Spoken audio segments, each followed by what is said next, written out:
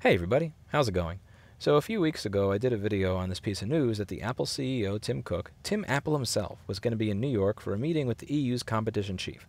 The competition chief is going to be in charge of regulating anti-competitive practices, monopolistic practices, things that screw over businesses and the consumer and so on and so forth in Europe. And this is a very powerful regulator in the European Union.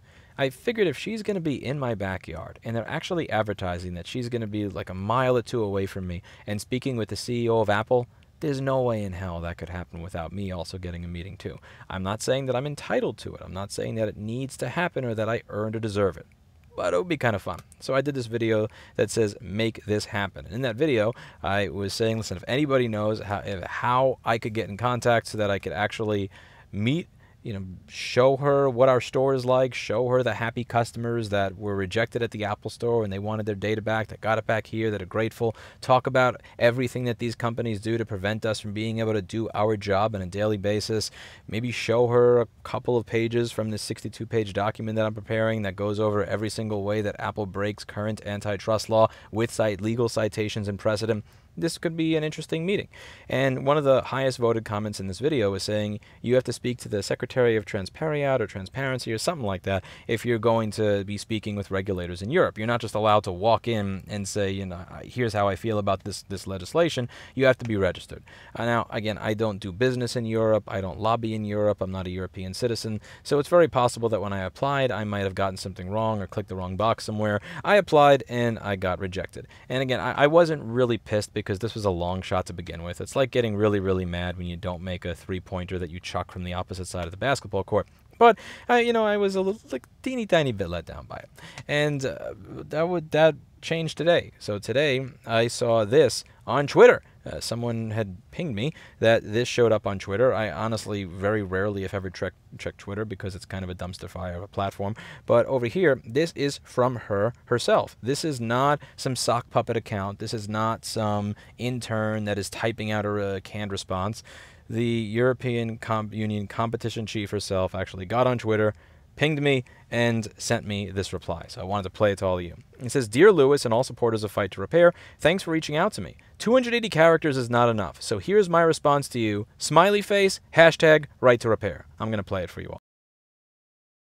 Dear Lewis, dear all of you who support the Right to Repair campaign. First, I'm sorry that I only get back to you now. When your video and email went out, I was already on my way back from New York to Brussels, and we did not reject a meeting with you. The email you got didn't come from me or from my team. It came from the European Commission's Transparency Register. This register lists organizations that try to influence the lawmaking. This being said, I think the point you make in your video is really important. As for anything in the tech market, users shouldn't be locked in with one supplier. We should be free to choose. Choose which device we buy, the data we share, the apps we use, and where we go when we need our devices to be fixed. When I buy a washing machine, in principle, I'm not interested in the machine, but the number of washes that I can get. So I also buy the possibility to fix it easily and not too expensively whenever some parts go wrong. Same must apply to our electronic devices. It's not only good for users, it's also good for businesses and for the environment. The European Commission and my colleagues will come up with a proposal on the right to repair next year. I'm sure your input will be very valuable, and I encourage you to get in touch with our teams and share your experience as we get closer to that date. Thank you for listening. This is a number of firsts for me, and I really don't want to make this about me. This is about all you. Obviously, this is probably the first time that I've ever actually had a regulator publicly refer to me by name, which, again, it's not about me, but that was a first for me, and it was really cool. And also the fact that she seems to fully be behind and support this concept. She's not being glib. She's not using kind of like weaselish words there. This seems like someone who is fully behind the idea of right to repair, fully behind what we talked about, who is open to engaging. And now, one of the things that I saw down here, and if anybody can help me with this, It'd be great. The repair.eu people, who are pretty much like doing what we're trying to do here, except in Europe, were said over here, thanks for your statement on right to repair. We're a homegrown European coalition campaign with members in 16 EU countries. We've been in touch about competition issues, and if there's any way to help her get in touch with the repair.eu people, that would be great, because admittedly, people who are actually do have an organization based in Europe are likely better fit for those conversations than me. I don't know all of European law. I'm not a European citizen.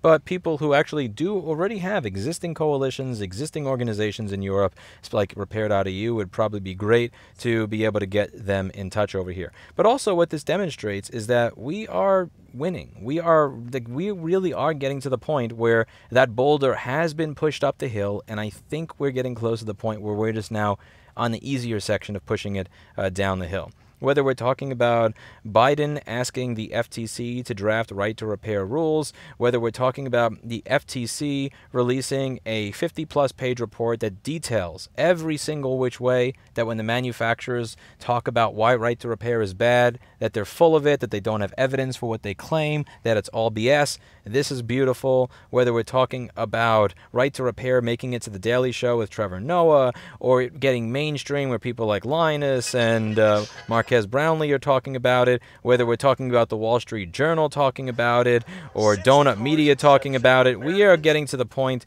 where even Steve Wozniak is open to coming out publicly in support for right to repair. This has been an absolutely amazing year, and this is progress. We are finally starting to push this stone down the hill, and I don't believe that this is something that really would have happened without all of you. You got to think about this for a moment. Again, a lot of you, I think, in the comment section will give me too much credit when it comes to what it is I've done or what I've pushed forward. I think all I do on this channel is I talk about a principle and a philosophy. It's your choice to take part in it. I teach people how to do repairs. It's your choice to learn how to do those repairs, provide them to customers, provide them to your family members and your friends so that they get excited about this. I ask you to get involved, but it's your choice to put in the work, and I may teach you about this philosophy and principle, but it's your choice whether to live and spread that philosophy and principle to everybody around you.